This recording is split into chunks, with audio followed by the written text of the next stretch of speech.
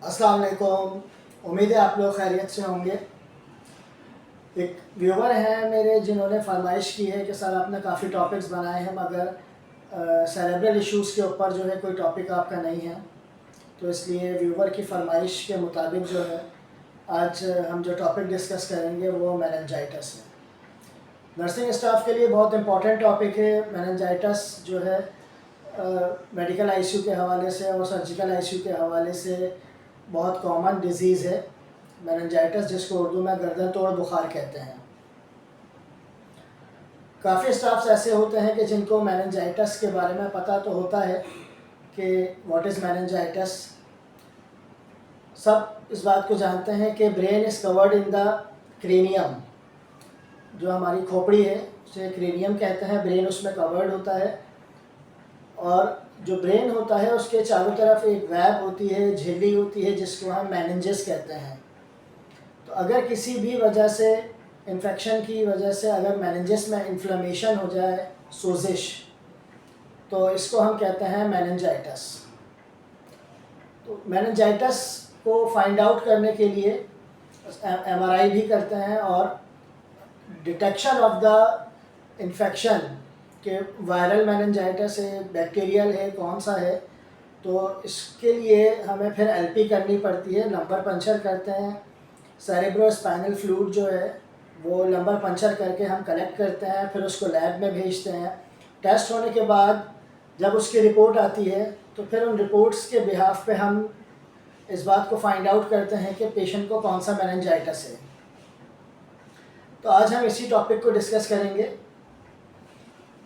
तो मेनिंजाइटिस होता क्या है कि inflammation of the brain meninges is called meningitis, जिसको उर्दू में गर्दन तोड़ बुखार कहते हैं।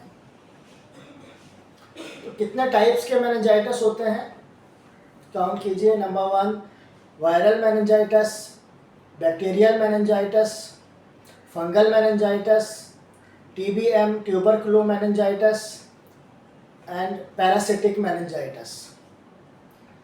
ये सारी टाइप्स जो हैं मेनिंजाइटिस, इन सारे माइक्रो ऑर्गेनिजम्स की वजह से हो सकता है।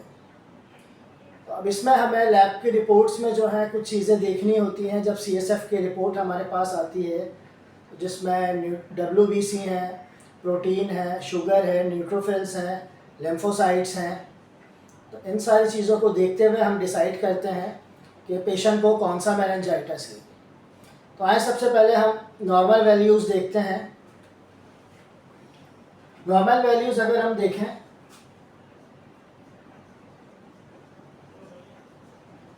न्यूट्रोफिल्स की जो है, न्यूट्रोफिल्स हैं, लिम्फोसाइट्स हैं। तो न्यूट्रोफिल जो है हमारे पास जो है वो नॉर्मल वैल्यूज़ आप 3% ले लें, ±5, अप डाउन थोड़े से हो सकते हैं। तो न्यूट्रोफिल जो है नॉर्मली इतने पाए जाते हैं। बाकी लिम्फोज जो होते हैं यानी लिम्फोसाइट्स जो हैं हमारे पास जो है लेस देन 5 होते हैं। नॉर्मली लेस देन लिम्फोसाइट्स जो है पाए जाते हैं। डब्ल्यूबीसी हमारे पास जो है वो भी लेस देन जो है 5 के सेल होते हैं।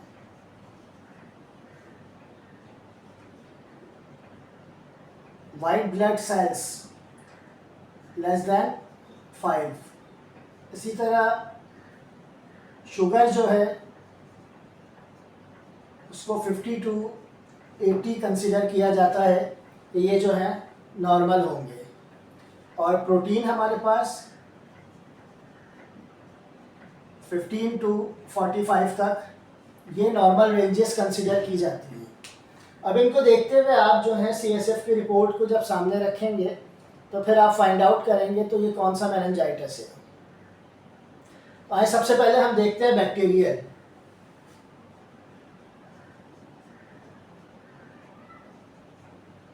बैक्टीरियल मेनिंजाइटिस को आप किस तरह से सीएसएफ की रिपोर्ट में देखेंगे कि आपको पता चले कि ये बैक्टीरियल मेनिंजाइटिस है। बैक्टीरियल मेनिंजाइटिस के लिए जो है आपके पास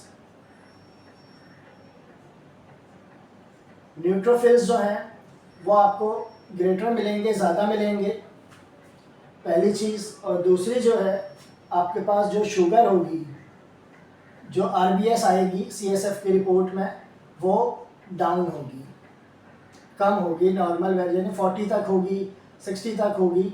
इसको आप इस तरह से भी देख सकते हैं कि at the time of LP, at the time of lumbar puncture, जब आप CSF कलेक्ट कर रहे हैं तो उस वक्त एक LP कर लें, उस वक्त एक शुगर कर लें, और शुगर कंसीडर कर लें कि अगर आपकी आ जाती है 200 RBS, और जब आपके पास CSF की रिपोर्ट आती है तो उसमें शुगर जो है तकरीबन 60-70% जो है वो डाउन हो जाती है। यानी CSF की रिपोर्ट जब आती है तो आपके पास शुगर जो है वो 60% आ जाती है या 70% आ जाती है, और आपकी जो है न्यूट्रोफिल बढ़े हुए हों। तो this picture shows it is a bacterial meningitis. Is it clear? Good. अब नेक्स्ट हम जो कौन से हैं, अगर हम कंपेयर करें वायरल मेनिंजाइटिस, TBM ट्यूबरक्लो मेनिंजाइटिस और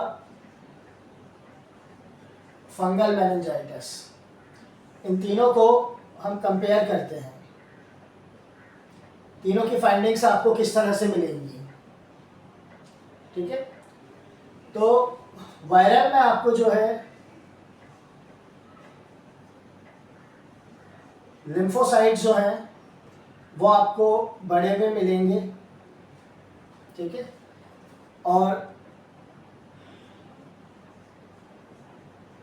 प्रोटीन आपको हाई मिलेगी, लिम्फोसाइट्स भी आपको ज़्यादा मिलेंगे, प्रोटीन भी आपको ज़्यादा मिलेगी, मगर वो अप्रॉक्सीमेट बहुत ज़्यादा नहीं होगी, अप्रॉक्सीमेटली लेस दैन 150 तक होगी, अप डाउन फिगर हो सकती हैं। आपको वायरल में लिम्फोसाइट्स जो हैं ज़्यादा मिलेंगे, प्रोटीन आपको हाई मिलेगी, और शुगर जो है इसमें आपको नॉर्मल मिलेगी। शुगर नॉर्मल होगी, प्रोटीन हाई होंगे और लिम्फोसाइट हाई होंगे। तो इस तरह से हमें पता चलेगा ये वायरल मेनिंजाइटिस है। अगर आप TBM को देखें तो TBM में भी, ट्यूबरक्लो मेनिंजाइटिस में, आपको लिम्फोसाइट्स हैं, शुगर है और प्रोटीन है। इन्हीं तीनों चीज़ों को आपने देखना है। यहाँ पर आपको लिम्फोज जो हैं हाई मिलेंगे, ठीक है? लिम्फोसाइट्स हाई मिलेंगे, शुगर आपको जो है वो नॉर्मल मिलेगी, और प्रोटीन भी हाई मिलेगी। शुगर आपको नॉर्मल मिलेगी, प्रोटीन आपको हाई मिलेगी। Is it clear? अब इसी तरह इसको जब हम फंगल में देखते हैं तो फंगल में भी आपको लिम्फोसाइट्स जो है वो हाई रेंज में मिलेंगे, ज़्यादा होंगे, सही है? और शुगर जो है वो आपको डाउन मिलेगी। इन दोनों में जो है शुगर आपको हाई मिल रही है, मगर आपको फंगल में जो है वो शुगर की वैल्यू जो है कम मिलेगी, और प्रोटीन जो है एज यूजुअल आपको हाई मिलेगी। तो देखिए, ये तो हो गया detection of viral, tuberculous meningitis and fungal. अब आपके पास जो CSF की रिपोर्ट आती है तो आप सबसे पहले उसमें देखें वैल्यू ऑफ द WBC। अगर WBC आपका जो है वो नॉर्मल रेंज से हाई है, नॉर्मल रेंज से हाई आ रहा है, तो फिर आपको फाइंड करना है बाकी डिफरेंशियल देखते हुए, न्यूट्रोफिल, लिम्फोसाइट्स, प्रोटीन, शुगर, बाकी डिफरेंशियल फिर आपने देखना है। अगर, दोबारा सुन लीजिए, WBC जो है वो नॉर्मल रेंज से ज़्यादा है, तो आपने फिर ये सारे डिफरेंशियल्स देखना है और फाइंड करना है कि बैक्टीरियल मेनिंजाइटिस है, वायरल है, ट्यूबरक्लो मेनिंजाइटिस है या फंगल मेनिंजाइटिस है। और अगर आपको WBC की वैल्यू नॉर्मल मिलती है, WBC की वैल्यू अगर आपको नॉर्मल मिलती है जो कि लेस देन 5 है, अगर नॉर्मल मिलती है तो इसका मतलब है आपकी LP जो है वो नेगेटिव है, इस पेशेंट को मेनिंजाइटिस नहीं है। तो first thing you will say in the report of the CSF the value of the WBC white blood cells. The white blood cell, the value of the white blood cell, if it is a negative, the LP is a normal patient, diagnosis does not have the meningitis. If the positive in the high range, then you will find out that it is a bacterial meningitis, it is a viral meningitis, it is a tubercular meningitis or fungal meningitis. इस तरह से you will find out the meningitis.